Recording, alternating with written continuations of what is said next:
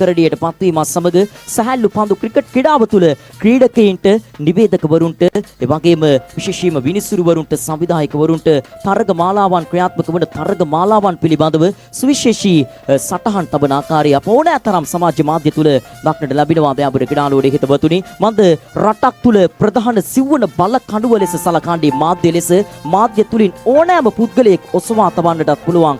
එකවර ඒ ඔසවා තැබූ පුද්ගලයා බිම හෙලීමටත් හැකියාවක් තිබෙනවා.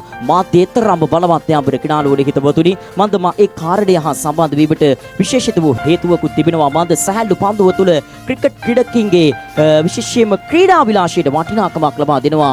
එඩිටර්ස්ලා සංස්කරණ ශිල්පීන් ඔබට මතක ඇති සංස්කරණ ශිල්පීන් කියූ සැනින් විවිධ සංස්කරණ ශිල්පීන් සැහැල්ලු පන්දුව තුළ අපගේ මතකය ආවර්ජනය කරනවා. එකවර මාගේ මතකය ආවර්ජනය වන්නේ රිනාස් නියාස්දීන් මහතා ඉන්න අනතුරුව කාත්තාංගුඩිය පුරවරියට නෑකම් කියන සැහැල්ලු පන්දුව තුළ ඕනෑම කෙනෙකුට විශේෂයෙන්ම වටිනාකමක් ලබා දෙන විශේෂයෙන්ම තාක්ෂණ නිලධාරීවරයෙකු ලෙස කටයුතු කරන ඒ.ආර්. රහමත් මහතා එවැගේම වැලිවඩ පුරවරිය නෆ්ලාන් කිං අපගේ මතකය ආවර්ජනය කරනවා. එවැගේම සොෆ්ට්බෝල් ක්‍රිකට් සොෆ්ට්බෝල් හබ් විවිධ සංස්කරණ ශිල්පීන් අපගේ මතකය ආවර්ජනය කරනවා. විවිධ වූ සංස්කරණ ශිල්පීන් දක්නට ලැබෙනවා. සියලු දෙනාට අපගේ උත්තමාචාර්ය පුද කළ යුතුයි. මන්ද ඔවුන් නිසා තමා අප පවා ප්‍රසිද්ධියට පත්ව තිබෙන්නේ. දාබර ක්‍රීඩාලෝලයේ හිතවතුනි